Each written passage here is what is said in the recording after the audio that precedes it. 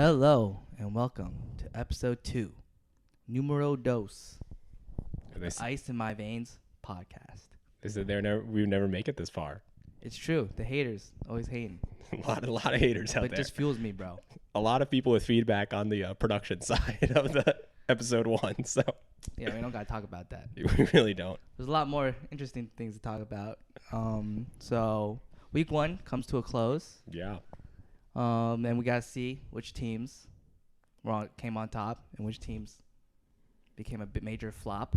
The first game I want to talk about is the Brooklyn Nets versus the Grizzlies that happened yesterday, October 24th.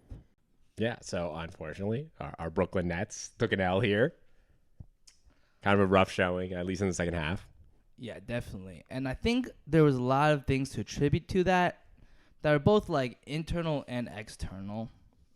I think that the first thing was foul trouble.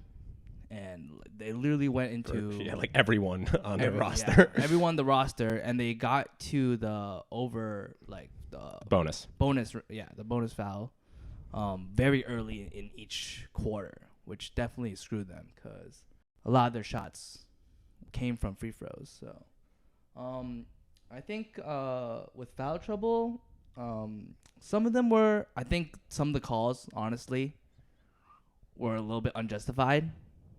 And I think that has to do with like them being like not home court a little bit, but I think also they just are not as good in defense, and that was something that definitely like hurt them this game. Yeah, I mean, I think the foul stuff, like, you can't, over the course of the season, it'll even out, right? You'll have some games where there's a call that is really unfortunate, where you're like, one of your best players gets their 5th foul in the third quarter and is to sit for the rest of the quarter.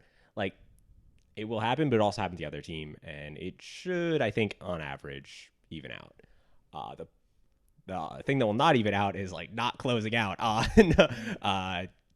Desmond Bain. He drops almost 40 on them. It's 6 more than his career high with 38 points.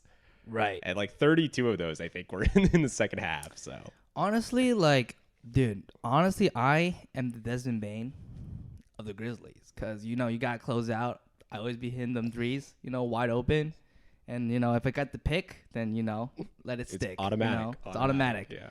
Right? So I think a lot of the problems do come from the defense. Honestly, the offense is pretty solid from both Kyrie and Kevin Durant. Well, this is like an infuriating team to watch because the 35% of their games, right, where Kyrie or Kevin Durant are handling the ball on offense, they are insanely fun to watch. They hit like 7 different insane fadeaway jumpers yesterday. Like, I texted you up one. I was like, these guys are insane. And it's just like shot at their shot, like ISO possessions, just like so skilled. But then the team is fucking trash on defense, and also no one outside of KD and Kyrie can do anything on offense. Right, exactly. So you like are watching, you're like, damn, this team's sick. And then like it's the other team's possession. It's like, this team is infuriated. They'll close out. They just, I don't know, man. I don't know if it's a coaching problem or a personnel problem, but I feel like KD and Kyrie are so good. I want to see the team just perform at a higher level than they have so far. Right. And I think that goes to them being like, they have to like do some crazy shot, like fadeaway, like reverse fadeaway in order to score.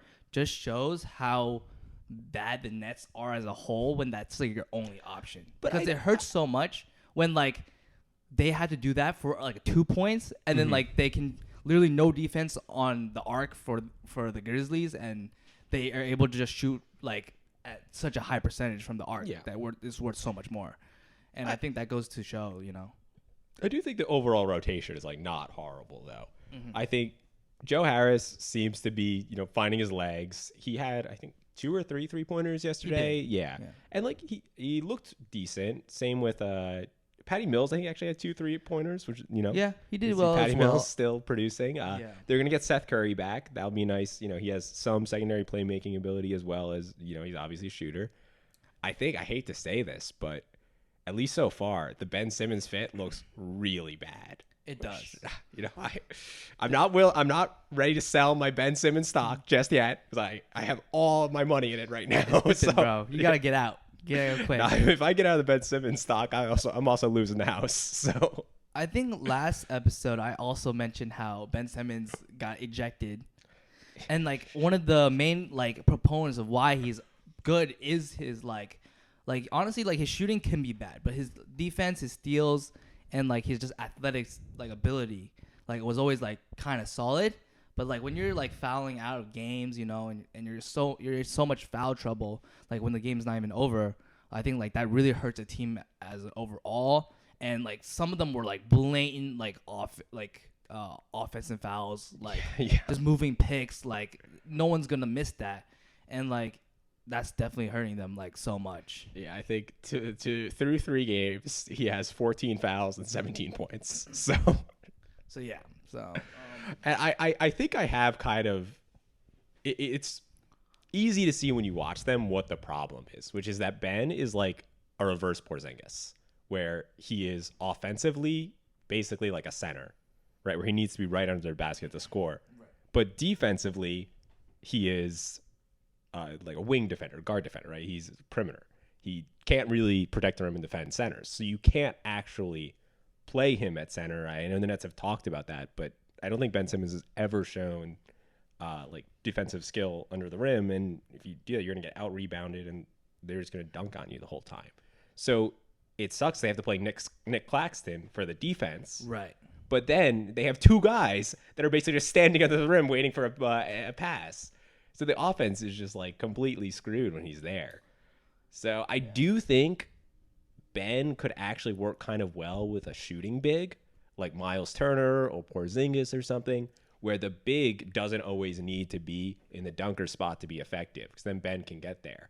But as it stands, it's just like way too clogged, and it just like is so obvious watching them that he doesn't really have a defined role in this offense. So yeah, I agree as well. And they don't need someone like a passer to get assists when you got Kyrie and KD who can like drag the defense and pass it out.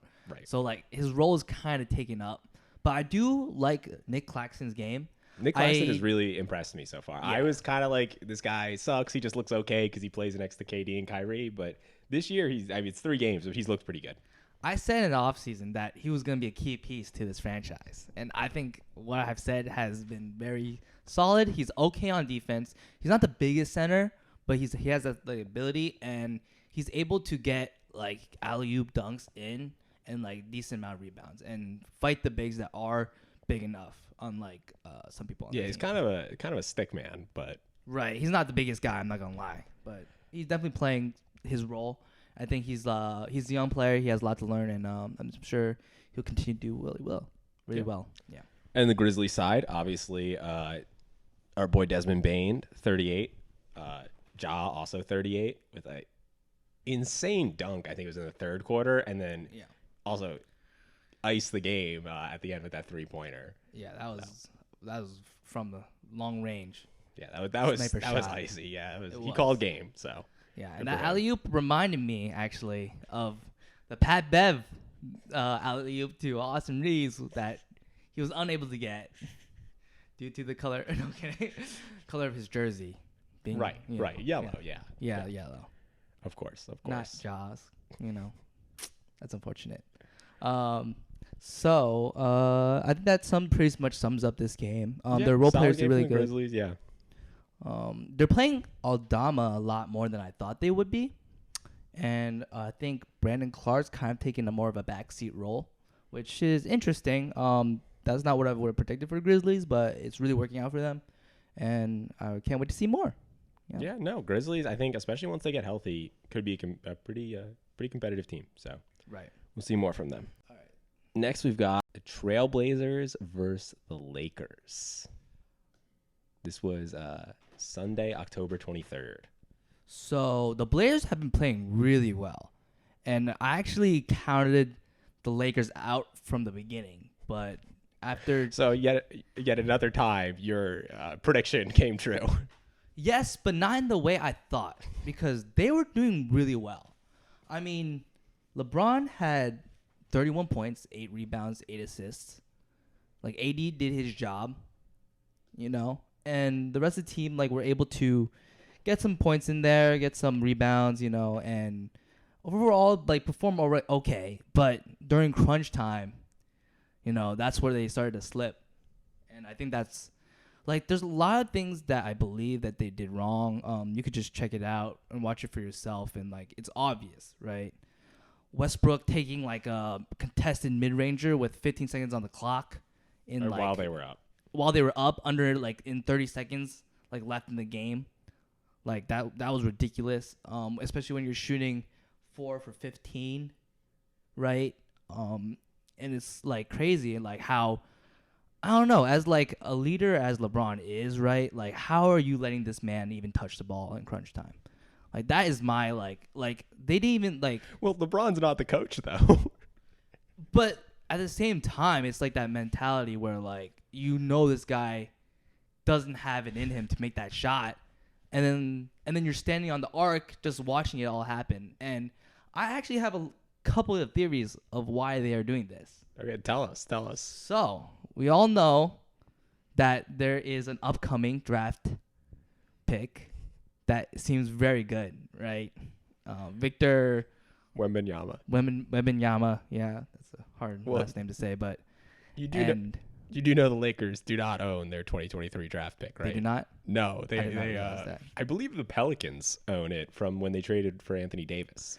But the thing is, so that doesn't matter actually, because what the Lakers want is someone that can be good as trade value, right? So if a team with that draft pick can take Westbrook, play him a bunch of minutes, and are able to lose, then they get like a higher chance into that position to get that player. And I think that might be what Lakers are trying to do. You think they are purposely setting Westbrook up to fail to sell him as like a tank commander to the like lower tier teams to like race to the bottom and get Wembanyama? Exactly. So then they don't seem like they're tanking, but they are, because like Westbrook, like, I mean, he won MVP one year, right? So like, he's a good player, but like, great player. Yeah. But like, Hall of Famer for sure. So like they're giving him so many minutes, so many shot attempts at that. And I think Westbrook being so prideful as he is just like going along with it and doesn't realize that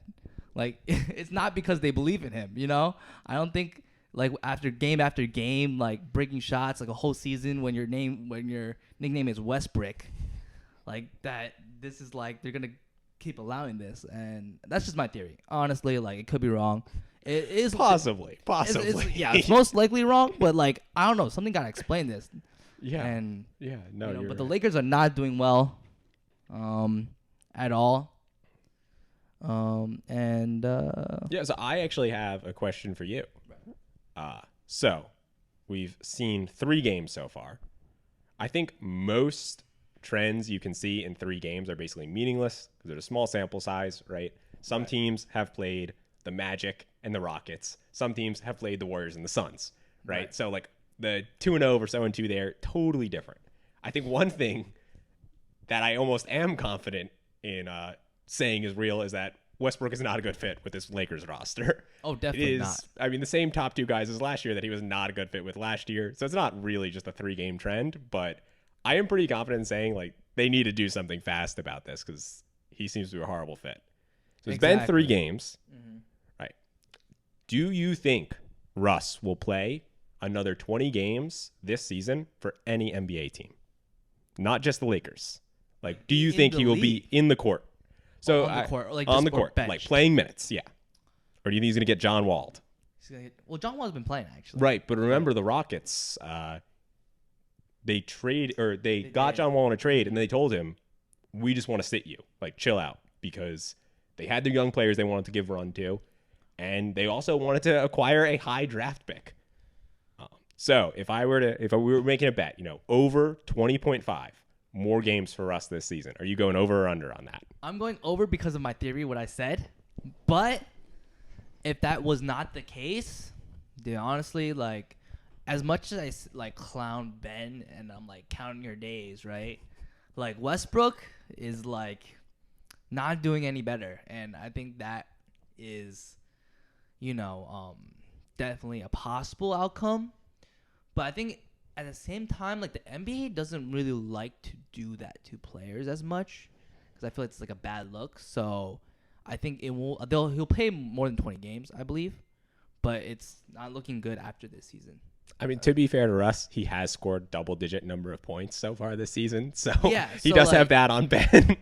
Yes, but like that choke in crunch time definitely does not help him right now. Yeah. So I would actually like hammer the under on the. Hammer the under? I think so. Dennis Schroeder is coming back. I would expect mid to late November. I think Russ has a 0 chance of being in the rotation at that point because he'll be replaced by Schroeder. Right. I think he may not even make it to that point. Really? And I really don't see any team in the league.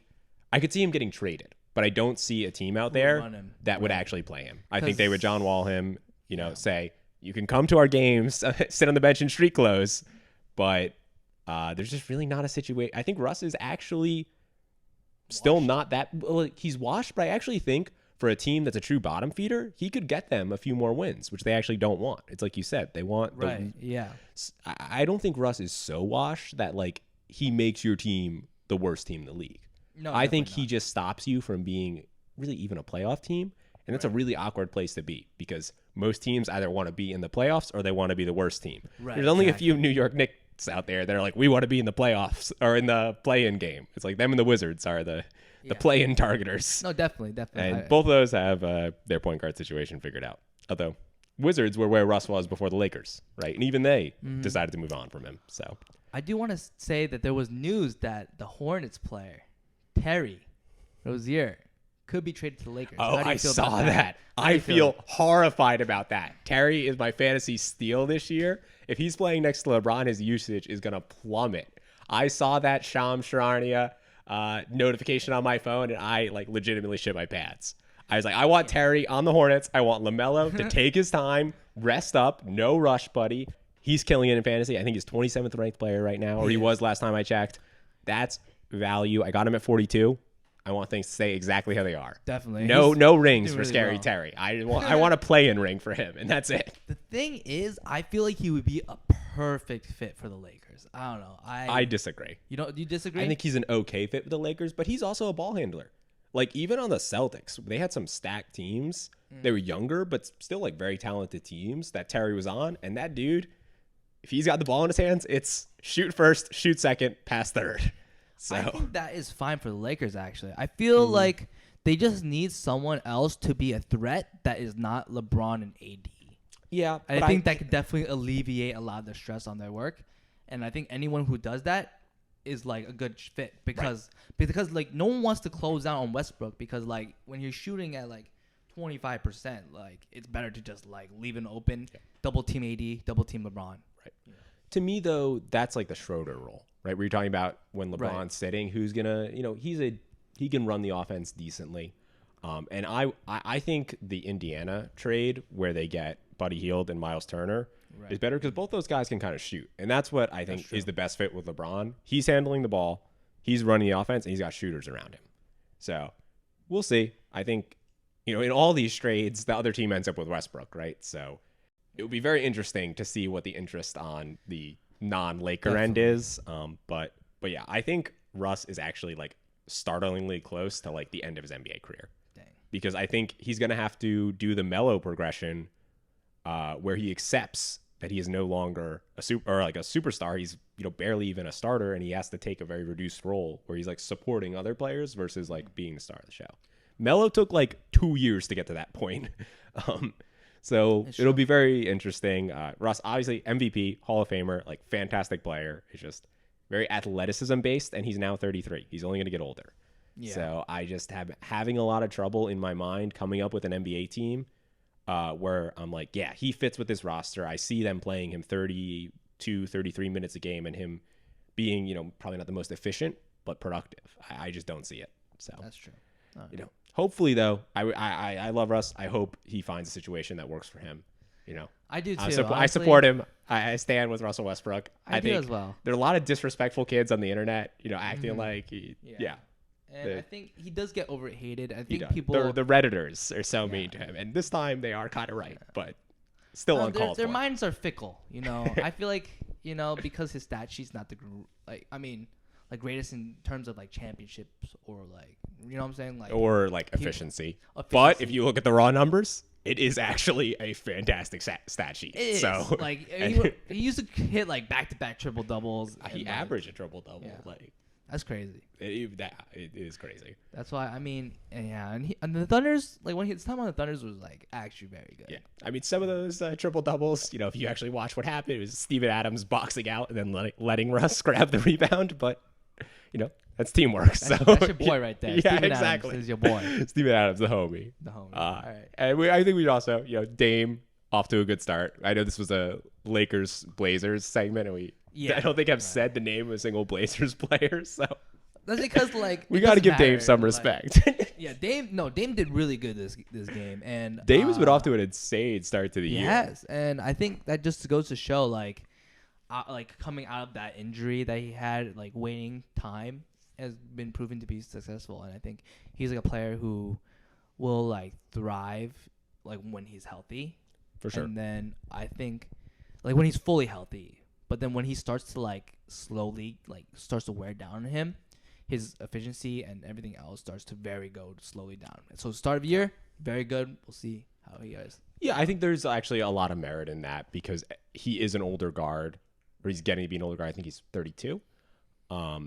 So he definitely is at the age where exactly what you said. Small injury, you lose half a step, but then losing that half a step makes it way harder to get past guys. So they're not as worried about the drive. So they really crowd the three. Yeah, it definitely it's a game of margins, right? So losing a little bit can make a big difference. Right. But I'm just happy that Dame was pretty rough for a lot of last year. I'm happy to see him back in form. And I hope he maintains this all year, especially because I have him in a fantasy league. So I'm very happy to see these 40-point games. And their team is like, I actually really like their team, the way they're set up. I think they have really good, solid like role players. Honestly, to me, they kind of have like play-in team vibes, but they're doing like really well though. So far, it's 3 games. Yeah, I think they've got like solid players. They're not that deep. I think to me, they're like, between 9 and 7, which like is interesting. I think they could go higher than that. They could, but where I would project them is roughly in the play-in tournament. I think it is dependent on how healthy they do stay. Yeah, for sure. How hot they are. But right now, but the thing is, no one stays hot all season, right? Like, I don't know, Dame Dollar. That's true. If someone were to, it'd be him. And also, we actually have to shout out one more guy. Oh, Josh Hart. Yes. Yo, this man is a rebounding god. He gets you what you need. I was down rebounds, now I'm up. Shout out to my boy, Josh Hart. Yeah, thank you, Josh Hart. You probably drafted him like what, 110? Yeah, I think drafted him like 110. Let's go. Let's go. Like Destroy that ADP. All right. So the next topic we've got this week is the 2022-2023 Utah Jazz.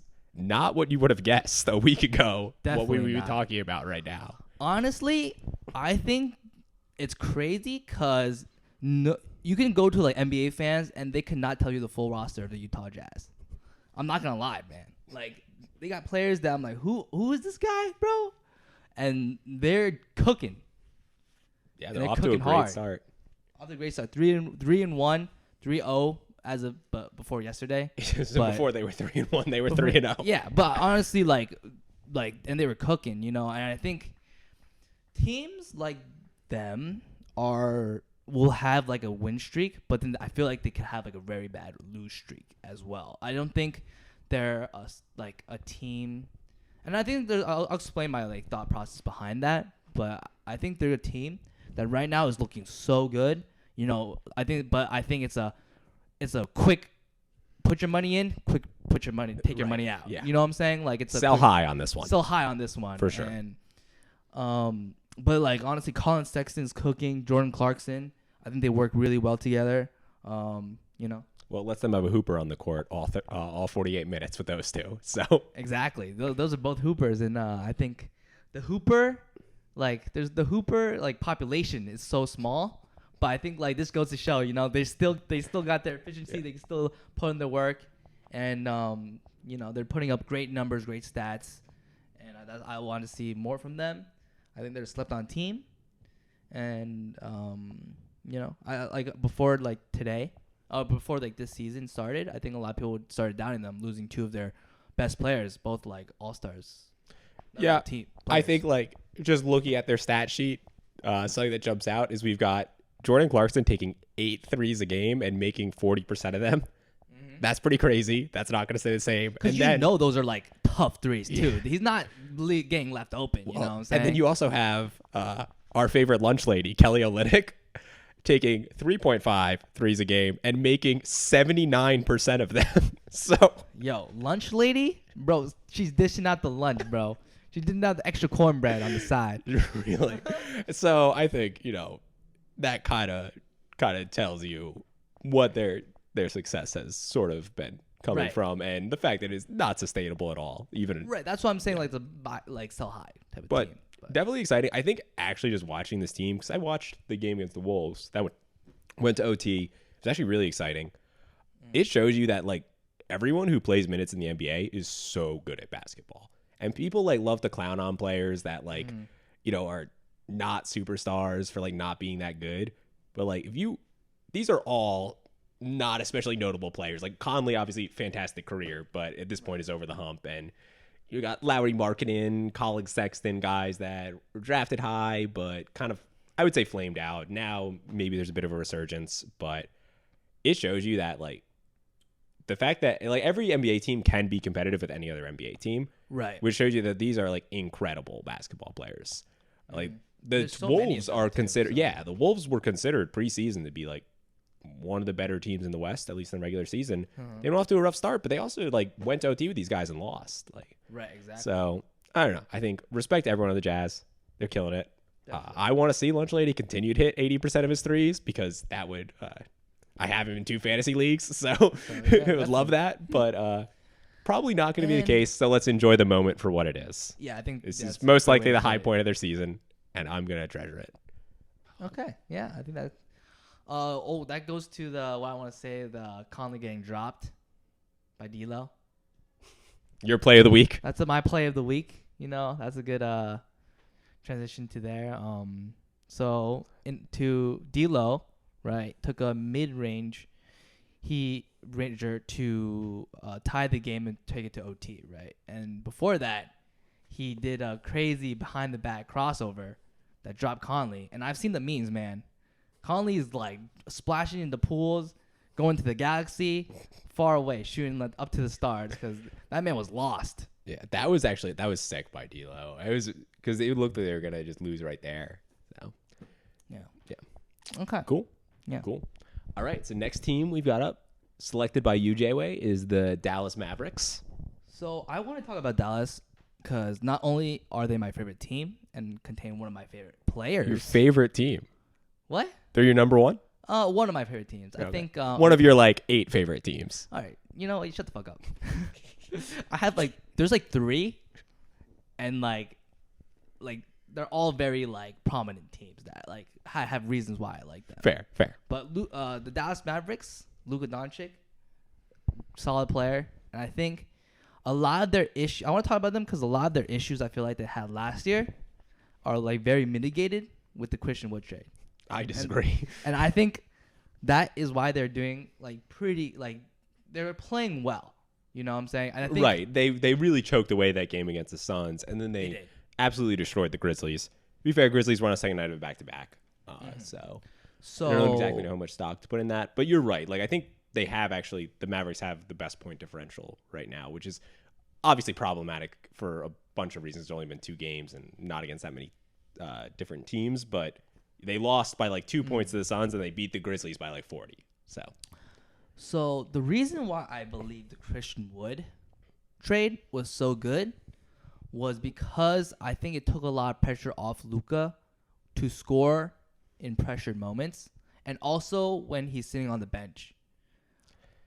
See, I actually do not fully agree with that. I think Wood is like pretty clearly their second best player, which is very sad because I've been a Spencer Dinwiddie fan since he was on the Nets, and he just looks like booty. Right. But I don't necessarily agree that Wood really takes that much pressure off Doncic because he doesn't handle the ball. He's not really able to run the offense when Luka's sitting. I think they lost more by losing Brunson than they gained by getting Christian Wood.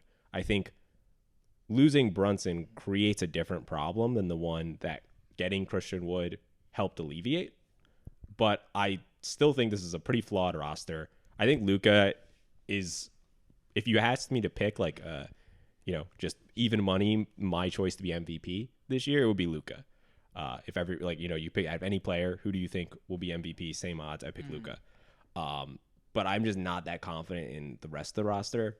I think Wood is good. He's a solid addition, and he's played very well so far. So I'm very interested in seeing what happens with him, but I'm not convinced that I think Christian Wood, clear sub all-star as your second best player, your team is going to be that much of a threat in the playoffs. Man, I don't know, man. Like, they've been running a lot of plays that they were not able to run. Right, because Christian Wood opens up the pick and roll game for Luka. He does. The pick and roll. Absolutely.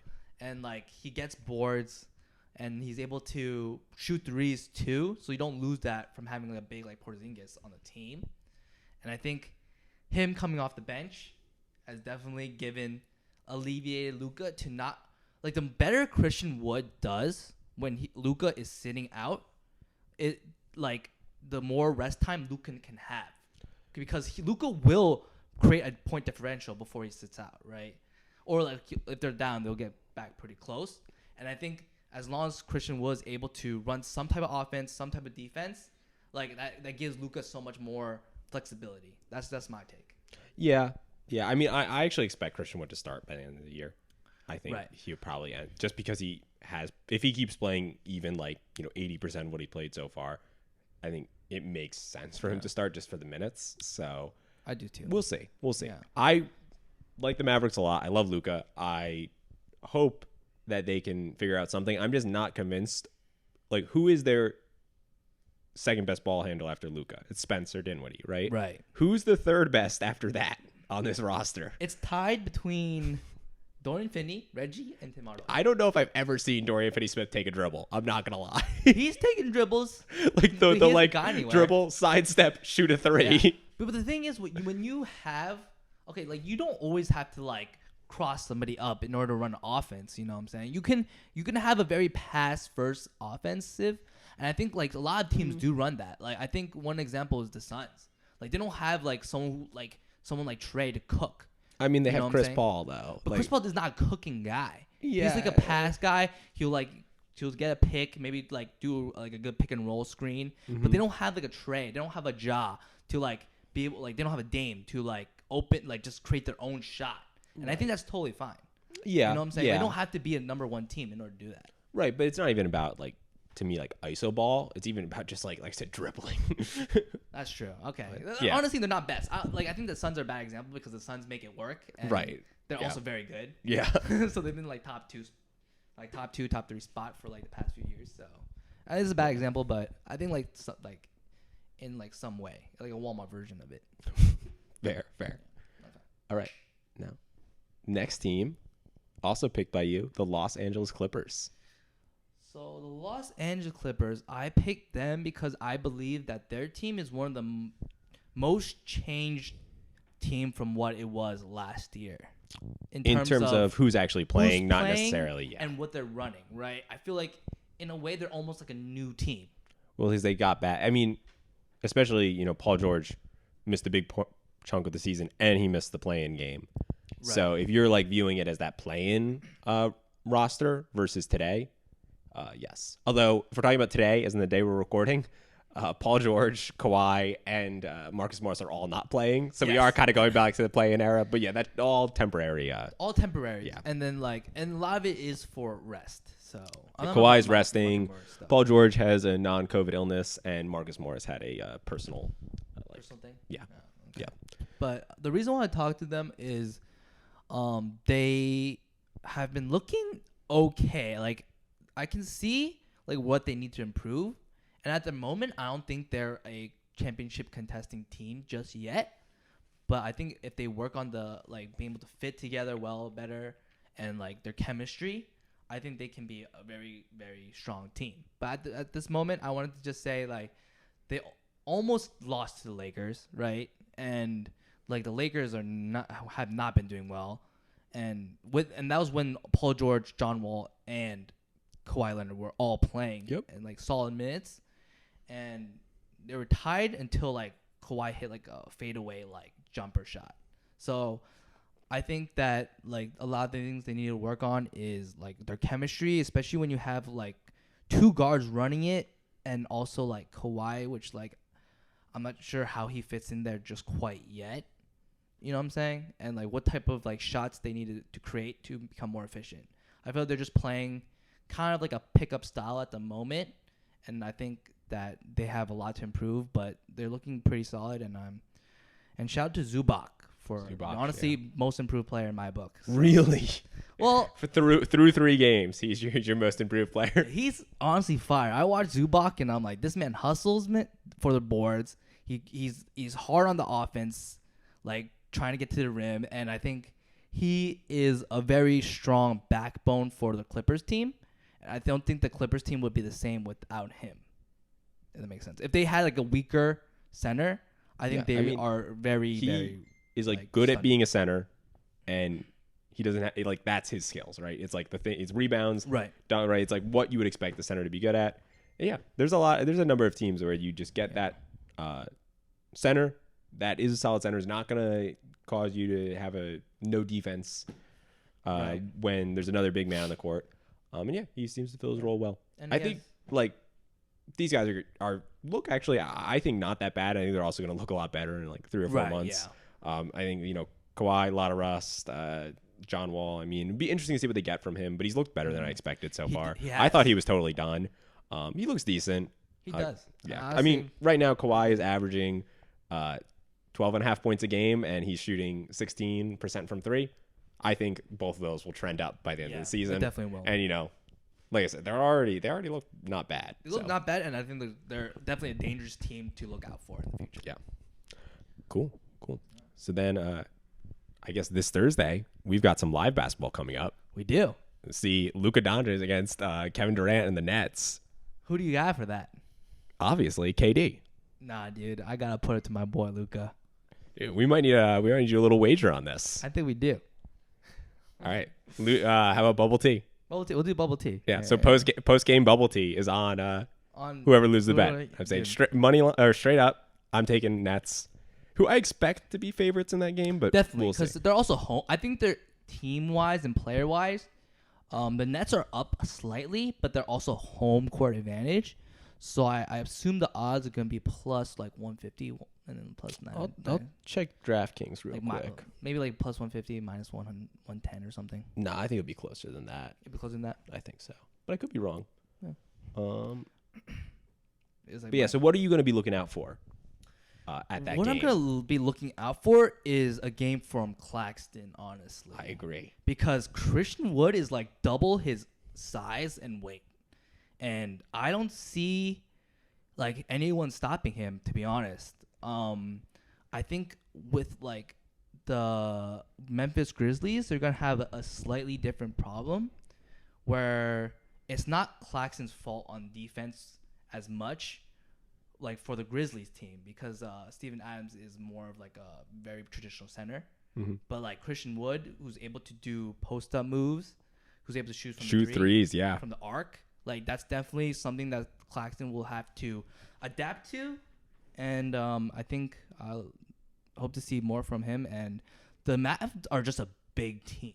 Like, Luka is a big guy. He's a big boy. He's a chonky boy. He's a chonky boy. Yeah. And, like, if Kyrie's guarding him, like, I don't know how he's going to do. I expect Simmons to guard him, and I actually think it's not a bad match. What I was going to say is what I'm going to be looking out for is to not see an absolutely fire Ben Simmons outfit courtside, because I want to see that man in black and white in his Nets jersey. But the thing about Simmons guarding Luka, I think it's going to be a very hard matchup for him as well, is foul trouble. Yeah, well, I think Luka's a hard matchup for basically any. Maybe like Kawhi is the one person I would say like can really guard Luka. Because like Luka uses or Wiggins. To get the Wiggins fouls. can also guard Luka. Yeah. I see. Like so you have to be really tight, really like solid on defense. You can't bait. You can't like he's like take the bait. Yeah. You can't take the bait. To this point, Simmons is taking too much bait. Yeah, it's been chomping on every piece of bait out there. He's been caught and sent back like a little fish like multiple times. Physically, I think he's an okay matchup for Luka. I think so as well. So hopefully our boy can lock in, put up a good game. And if like honestly, like I could see this going to be a game of the shooters on the like. So like KD, Right. The role-playing shooters. Role-playing shooters, Yeah. if they can hit their threes, they both have like Patty Mills and Joe Harris versus like Dorian Finney and DFS. You know, and, yeah, exactly. And, Reggie Bullock. Reggie Bullock. Yeah. If they can hit their threes, then like you have a different game, and Definitely. they definitely have to hit those shots. But as of now, I think that the Mavs are looking better than the Nets, in my opinion. And I agree. Up to this point, I think the Mavs look like a better team. yeah, and I think the Grizzlies game really showed. Absolutely. I mean, that was a classic Luka, like just go up by 20 in the first quarter and chill the rest of the game. Yeah, definitely. It's crazy that's like that you could say that is a classic Luka thing. He's done it enough times at this point. Luka Magic, baby. It is. And there's no line for that game on DraftKings yet because it's too far out. But I think that wraps up our show for this week. Yeah, I think so too. Yeah. See you for episode 3. Episode 3, baby.